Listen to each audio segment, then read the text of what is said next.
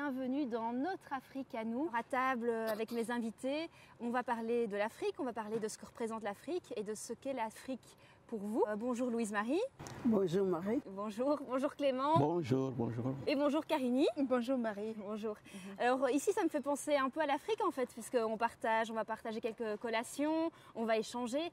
Alors cette valeur d'hospitalité, d'échange, d'accueil, elle est très présente sur le continent africain. Comment est-ce qu'elle se manifeste dans vos pays respectifs, par exemple au Congo? Chez nous au Congo, cette présentation, ça dépend de l'occasion et de la circonstance. Il y a plusieurs façons de recevoir une personne. Si par exemple il s'agit du mariage, c'est une autre occasion. Donc l'organisation ne sera pas la même. Si c'est le deuil, la présentation aussi ne sera pas le même. Et si ce sont deux invités ou trois invités, la circonstance ne sera pas la même aussi. Je crois qu'en ce qui concerne un étranger, c'est un pays d'accueil, donc on accueille le visiteur ou la visiteuse et on partage tout ce qu'on a avec elle ou bien avec lui. C'est ça. Oui. Et Carini, oui. Comment ça se passe? Par exemple, je pense que la tradition, c'est d'abord que l'hôte se serve lui-même, c'est ça? Oui, quand il y a des visiteurs, parce que chez nous, la chose qui est différente d'ici, on n'a pas besoin de s'annoncer quand on vient visiter. Ah oui, donc on peut venir à l'improviste? À l'improviste, on toque à la porte, puis on est accueilli. Alors, il y a toujours quelque chose à manger, à offrir aux visiteurs.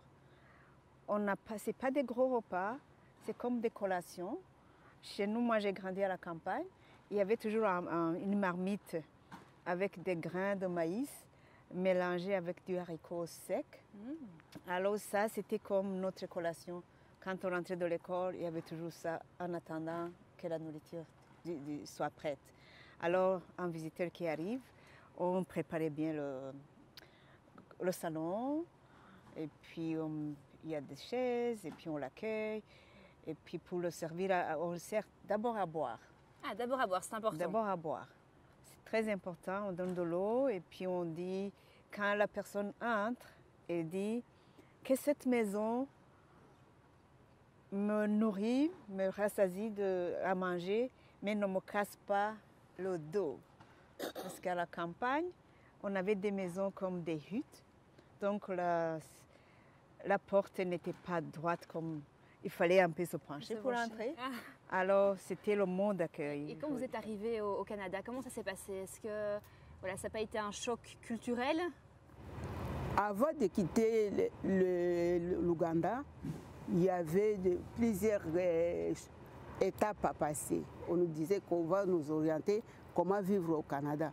Mais quand nous sommes arrivés ici, c'était le contraire de ce qu'on nous avait dit. Mais qu'est-ce qu'on vous avait dit par exemple? On nous avait dit qu'il ne fallait pas saluer les Canadiens, puisque peut-être on allait te trouver drôle là-bas, les gens ne se saluent pas n'importe comment, il ne fallait pas parler beaucoup au bureau, donc il ne fallait pas aller là où tu n'étais pas invité. Alors quand nous sommes arrivés ici, c'était l'accueil francophone qui nous avait accueillis. On était surpris puisque le monsieur qui est venu nous accueillir, il était très charmant, il nous a accueillis. Nous sommes dit waouh, est-ce qu'on s'est dit bonjour ici? Alors nous sommes dit ah, c'était tout à fait le contraire. C'est à ce moment, depuis la guerre, que j'ai retrouvé, je me suis dit ah, j'ai pu respirer et mes enfants aussi se sont sentis quand même dans un pays là où on peut recevoir les gens. Puisque pendant tout ce temps, on dormait par terre, on n'avait pas de matelas, on n'avait pas de lit. Et c'était pour la première fois qu'on dormait sur le matelas encore. Alors on avait des vertiges, il n'y avait pas moyen de dormir sur le matelas. Non, parce que vous n'étiez pas habitués à ça. Oui, mais d'autres enfants ont grandi à dormir sur le matelas.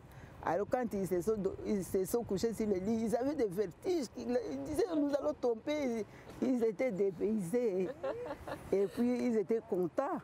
Et c'était pendant la neige. Chez nous, on n'a jamais vu la neige. On en a lu, on nous a appris qu'il y avait des pays là où il y avait 4 saisons, la neige et ceci. Mais on croyait que c'était faux. Parlons de la neige justement, Clément. Ça, est-ce que c'est pas la chose qui étonne le plus quand on arrive ici? Lorsque la neige a pu commencer, un jour nous partions dans une école à l'écoute de cours des aînés pour l'anglais. Alors j'ai senti quelque chose comme la poussière qui tombe. Qu'est-ce que c'est que ça? C'est quoi? Mais c'est quoi ça? Ça tombe des petits du saumon pour ça. Moi, c'est comme la poudre. Hein. Mais je ne savais pas. Maman me dit non, c'est la neige, c'est le début de la neige. Alors, Karini, qu'est-ce qui vous a le plus surpris, vous, quand vous êtes arrivée? Ah, c'est la neige. Aussi la neige. Tout le monde la neige. Oui, je suis arrivée au mois de décembre et c'était décembre 2007, c'était l'hiver vraiment très froid. Enfin, en sortant de l'aéroport, ma fille est venue m'accueillir et puis elle a amené des bottes et un manteau et puis on est parti. Puis tout le mois de décembre jusqu'en janvier, il faisait moins 50. Il a fait moins 55 cet hiver-là. Donc pour moi, c'était un choc. Et depuis ce moment-là, je n'ai plus peur de l'hiver.